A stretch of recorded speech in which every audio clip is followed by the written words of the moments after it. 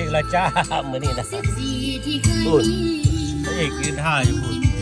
ท่าไปเยี่ยมไปเลยดำไปสอบเขาละหากเก็บเห็ดแล้วมื้อนี้นะเอ็กซ์ไซส์ชอบเห็ดบึงนั่นบ่ละชีเซิร์ตเก็บเห็ดได้ยามนี้นะชีเซิร์ตเห็ดเก็บเห็ดเก็บหอน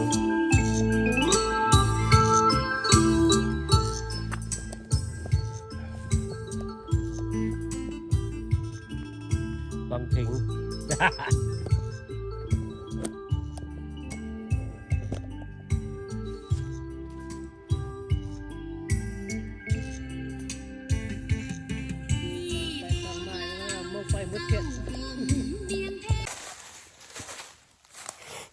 เก็บเห็ดพี่น้องเลยไปยามวันนี้หาเห็ดหาถอนเอาละ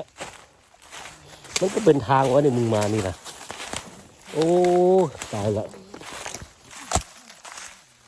ตาย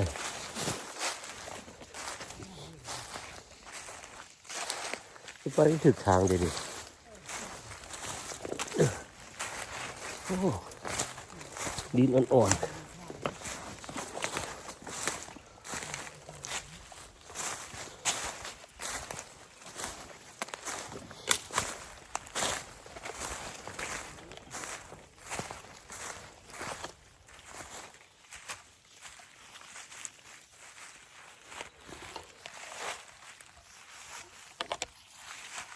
เพื่อนเลย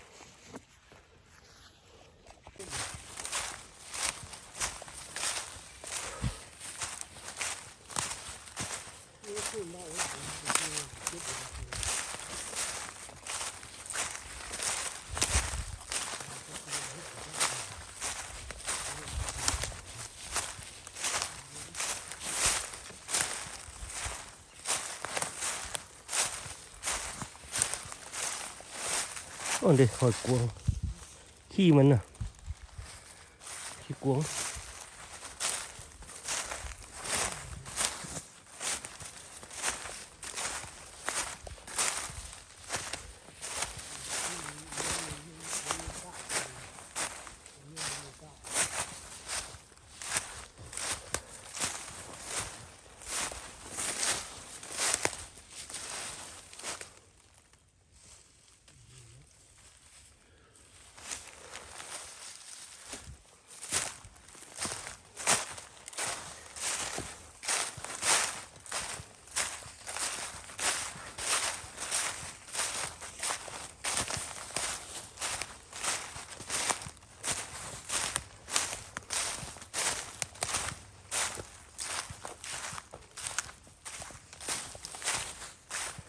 ต้นใหม่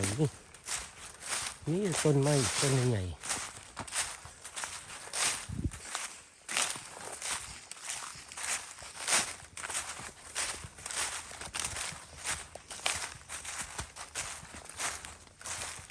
โอ้กระหอกท่านกระหอกท่านกระหอกเฮ้ย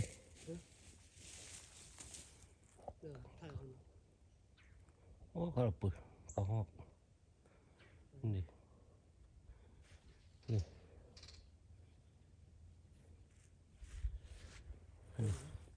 ดูง่าตัวนั้นเลยอีกจอเข้าไปลองดูทีอันที่หนีบ่นั่นดิกระหอกยังห่างใหญ่แท้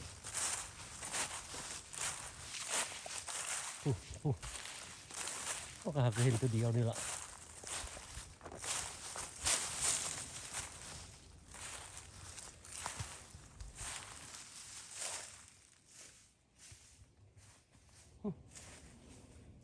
เหม็นขี้หมู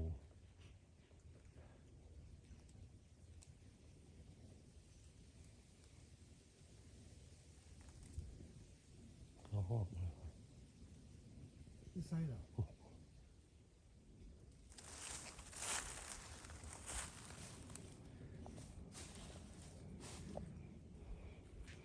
เหม็นขี้อันน่ะ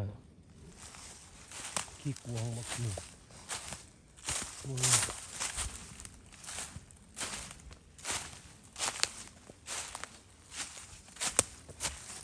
นี่เหี่ยวอยู่ดีเลยนี่กินนี่ตัวนี้แหละที่ว่าน่ะมันอยู่นี่มันกินตรงนี้กินต้นตรงนี้ตกลงมาแรกคือตัวใหญ่ๆอัน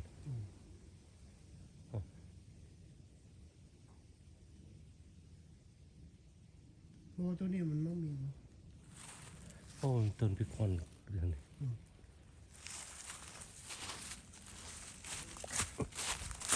กวางหักไปได้ไหมครับเนี่ยกวางหักไปได้นี่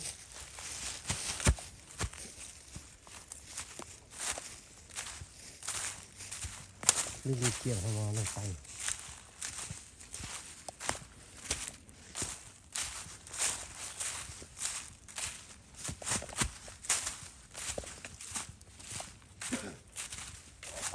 เยอะมันเป็นแนวหน่อยเทมบอลนี่อันนี้หอยชนปีนี้นี่หอยกวางชนเลยแล้วผู้จักว่ามีตัวผู้อยู่แถวเลยมันเคยอยู่นี่แต่ละปีเห็นบอกอันนี้หอยมันชนที่ปีกายนี่ปีนี้ก็ชนคือกันนี่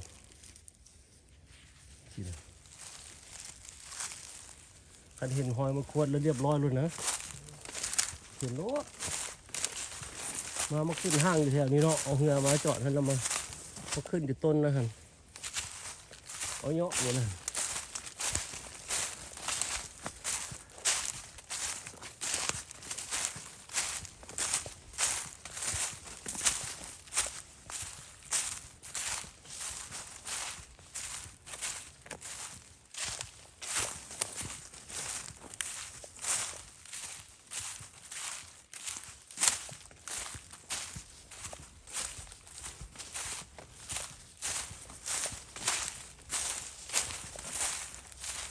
คนมาลายไม่ได้กินเห็ดแดงแล้ว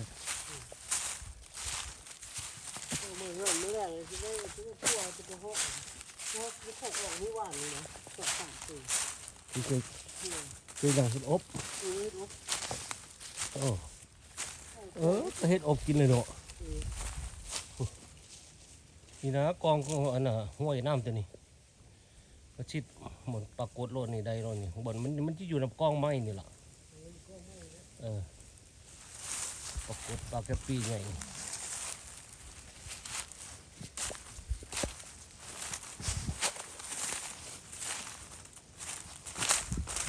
เป็นไงครับ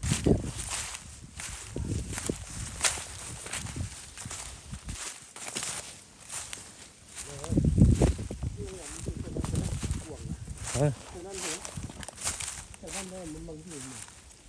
เจอเด็กตู้มันอยู่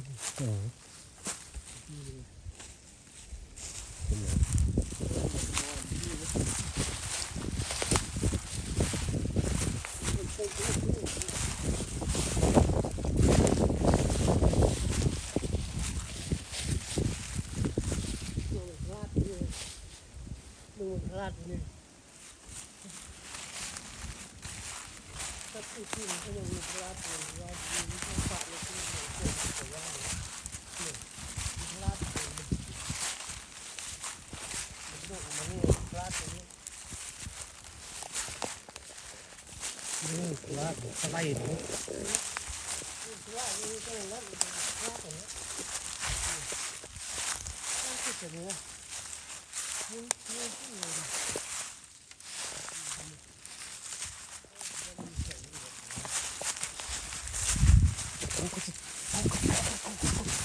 โอ้ก็พลาดกันนี่แหละสองขาเนาะขนาดมันชี้ขามันก็ยังพลาดเลย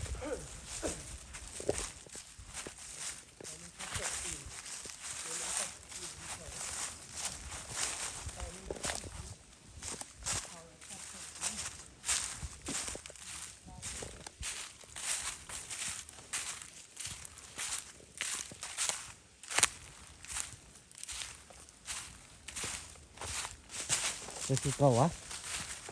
เห็นคอนใหญ่ๆห้องกูด้วยเด้อกูจะไปถ่ายไปรอบของเขานี่แหละ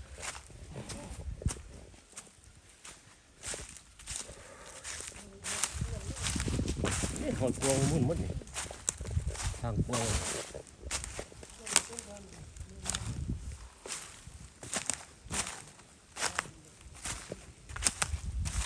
ไปลำทางกวางนี่แหละ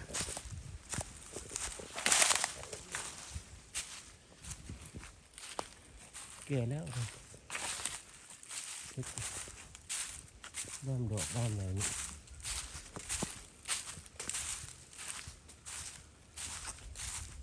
ไปกินนอนอยู่บ่มือนี่เนาะก้อนเก่านี่เลยก้อนเก่าแล้วเราบอกเลยหอยกวางมุ่นด้วยปุ้ย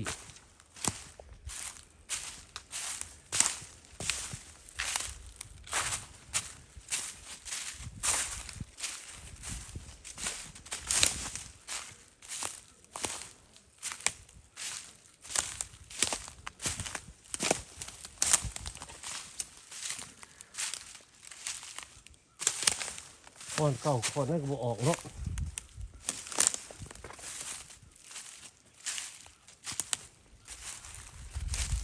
มันอยู่สูงวะเฮ้ย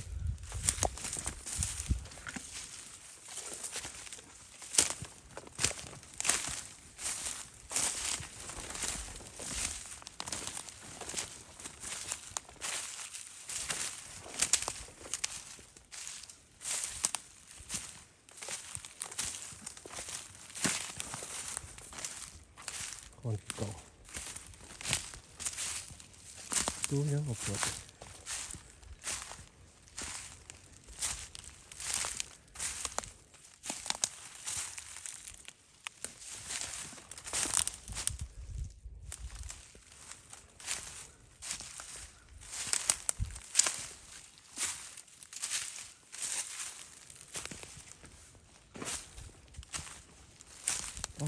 ปวดเลยมันคือแค่มันคือว่าจะลอยใช่ป่ะ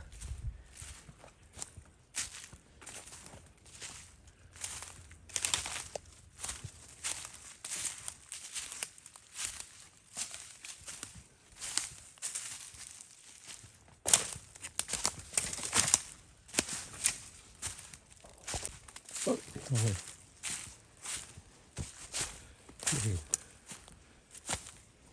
จะกินโอเค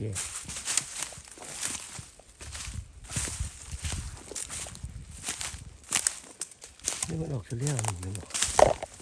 ไม่ได้เอา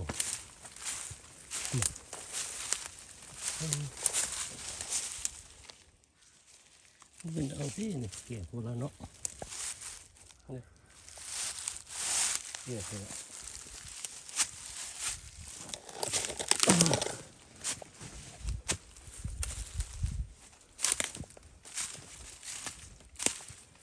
เห็ดอันนี้เห็ดอันน่ะเห็ดนี่พี่น้อง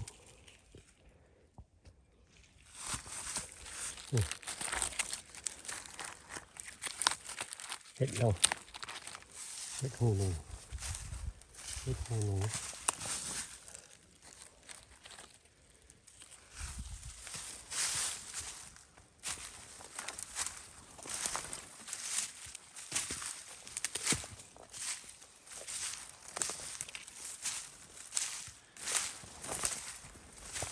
ก็เน่าละมาที่แล้วนี่บ่ฮอดเด้มาบ่ฮอดพี่เด้ได้เห็นแต่เห็ดแหว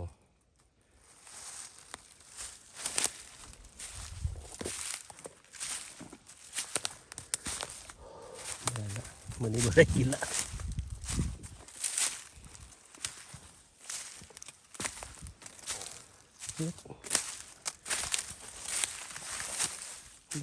เห็ดมันเป็นตะกี้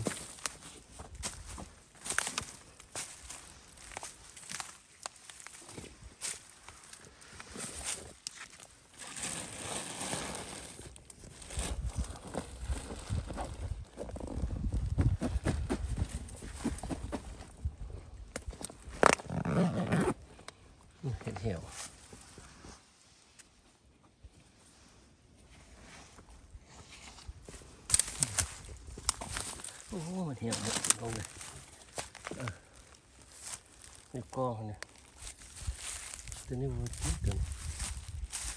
นี่เห็นบ่เดี๋ยวมันเอากระดูกนั่นชอบกระถึงมันนี่นะชอบเห็นมัน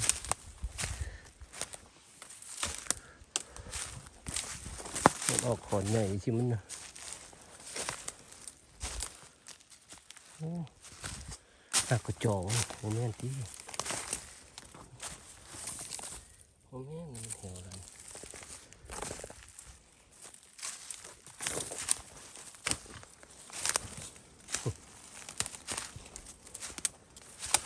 สองขอนมัน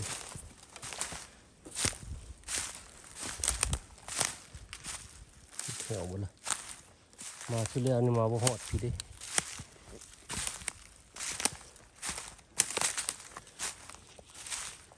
โอ้ตัวสีก็คือตัวนั้นเหี่ยววะตัวขาวจะผ่านอยู่ครับเห็นบ่พี่น้องเหี่ยวก็จะได้เอากันเนาะบ้าขอนนี่คือว่าอีกเท่าวะแม่นวะแม่นอีหลีได้ขอนนี่ละได้ก็ที่ได้ขอนนี่ละโอ้ยเหี่ยวก็ที่ได้เอาขึ้นละนี่ดิขับไปโอ้ยเหี่ยวก็ที่ได้เอาขึ้นแล้วนี่ก็ดีเลย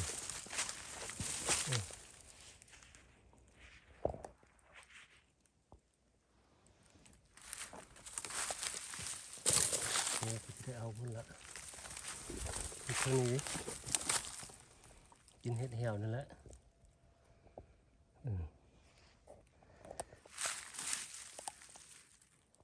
เหี่ยวก็จะได้เก็บเอาพุ่นละเห็ดเหี่ยวแล้วกันเลย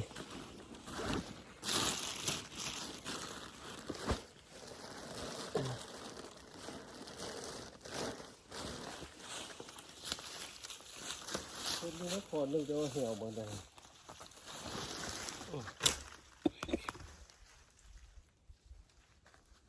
มาบ่หอดได้กี่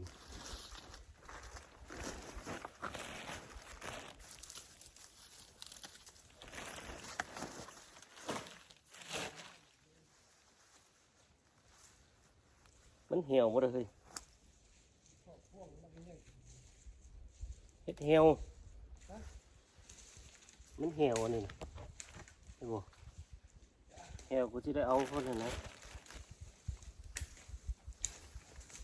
โอ้ยเหี่ยวบ่ล่ะ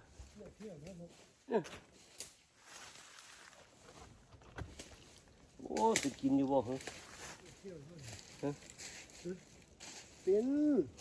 ใส่หน้าโมย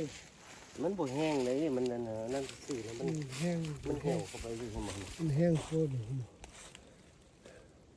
เป็นอยู่นะเป็นใส่น้ำเอาใส่น้ำทางบ้านคือ เสียอยู่เลย แฮะ แต่มันแห้งใครอยู่อันนี้มันเหี่ยวมันเน่า เอาแม่ตัวนี้โอ้เจ้าตัวนี้ตัวเดียวไม่พอมันเหี่ยวทั้งหมด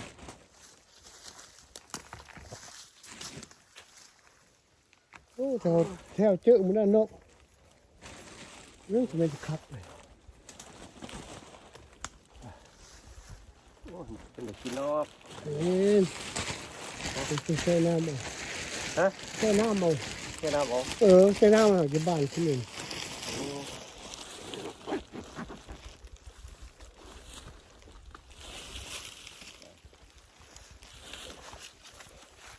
ที่ไปแล้วถนนไปนะ บัดมือเขาก็เลาะมือทางน้ำพี่ไปนี่อีกตัวนึงก่อน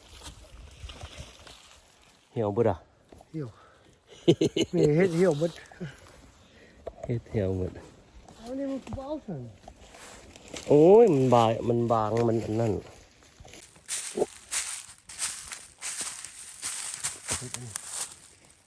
อะไรนี่เก่า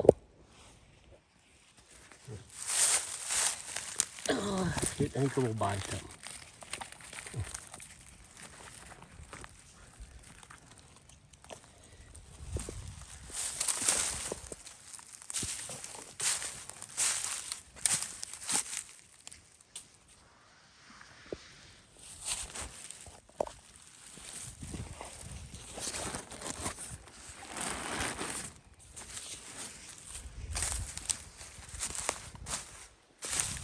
เฮ้ยได้ทัดกันนี่จ้อยวะเปิ้ลวะ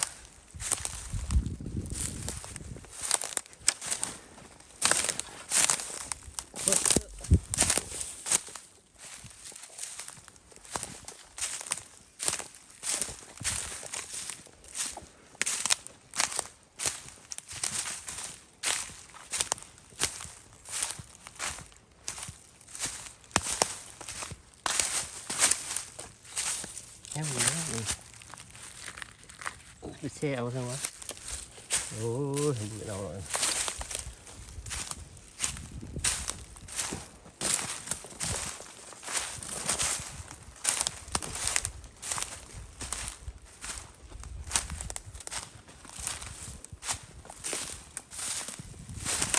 ขอดมางามๆนะบอก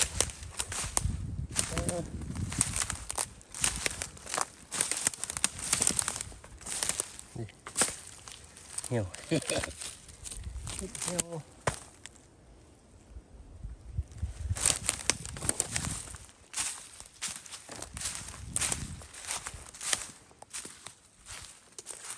จะเจียนจะเจียนดิ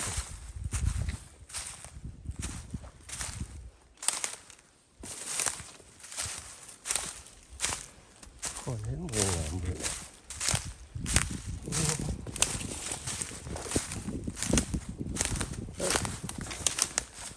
เกิดกัน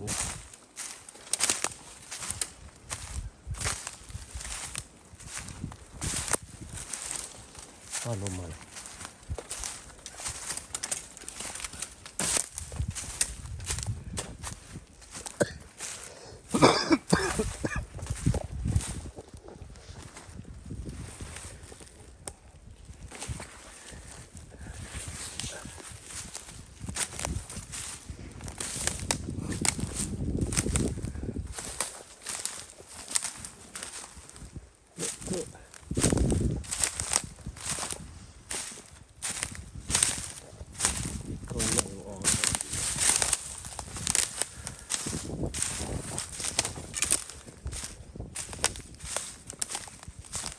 สโนว์ตกสิแล้วนี่สโนว์ตกปลาเปียกปลาเปียกชื่อจะออกโอเคบอก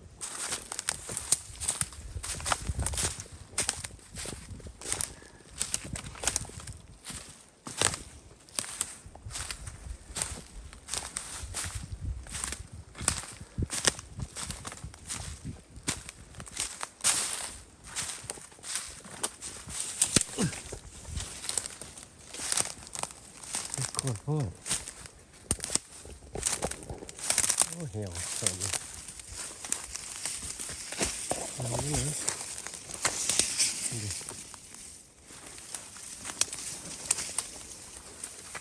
ก็จะเอาอันนี้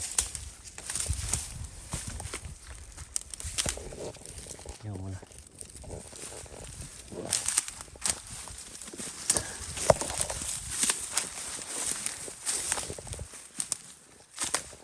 เหี่ยวมาละจันเลย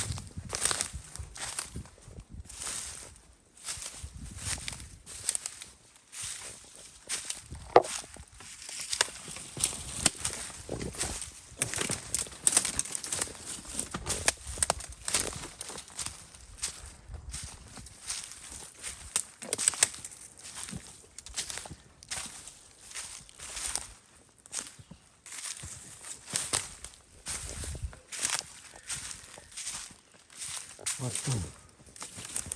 วัดเก่าเมื่อก็ออกนะแห้งเข้าไปเลยนะ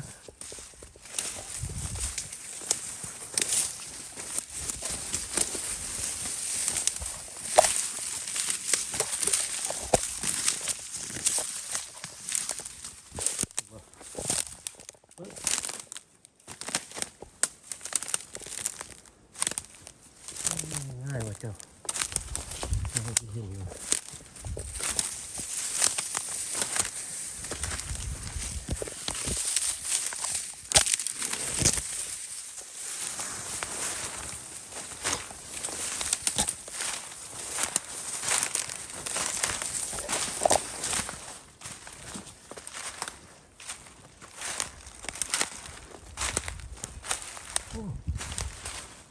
ฟ้าตายเลยตะโก้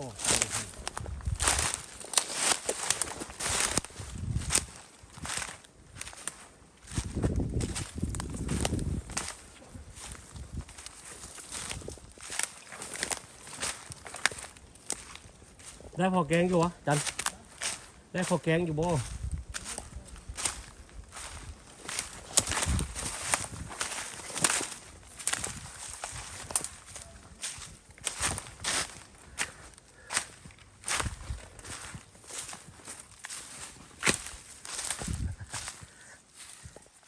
ทำมันจะออกต้นน้อยๆก็ออกนะ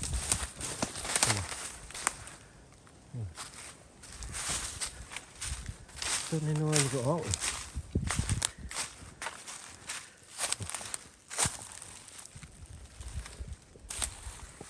โอเค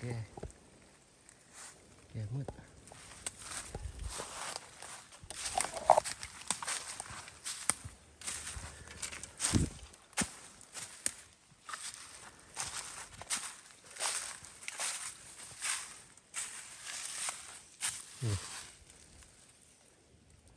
พอไม่แก่แล้วนั่นล่ะ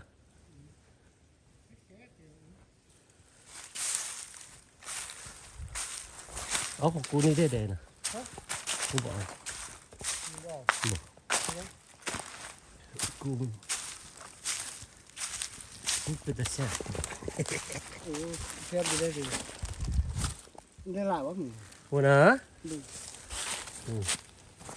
อันนู้นอันนี้ เอามาตัวให้น้อยเฮ็ดน้อย นี่ดิเก็บเอาเห็ดอันนี้ดิ เฮ็ดกินแล้วกูมีเฮ็ดเป็นนี่มีตัวบางอย่างเฮ็ดแก่เลย กูเล่นนั่นกูบอก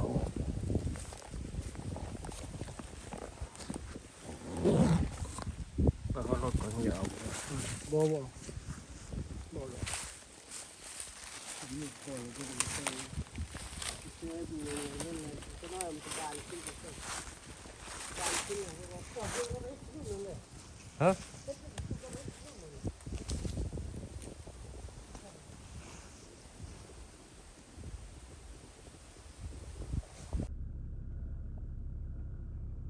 กูต้องยังมานอนไล่สดกัน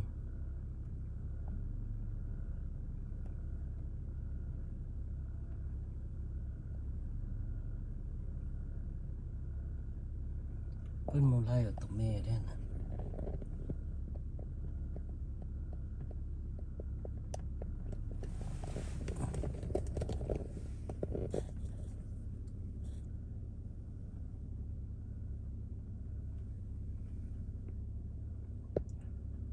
ทุกเขาบังไง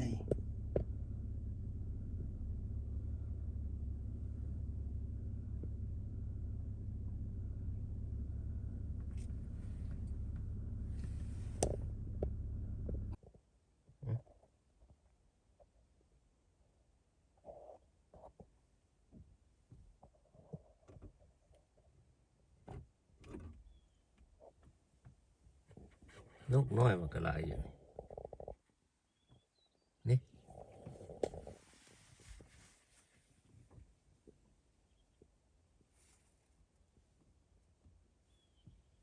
ที่มาใกล้เถอะ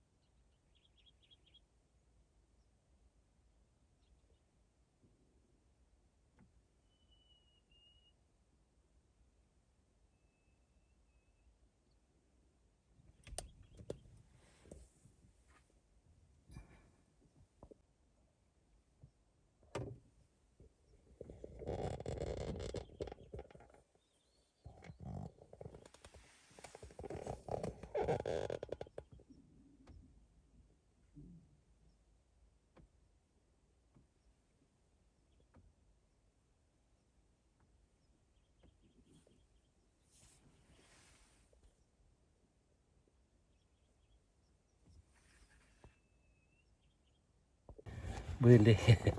บืนเฮ็ดจากดอก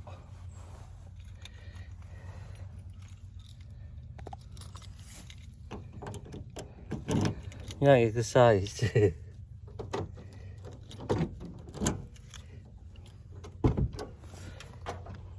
เปะง่ายคือใส่บ่ได้จากดอก คนยิงกวงหลายโพดย่านขี้ย่าน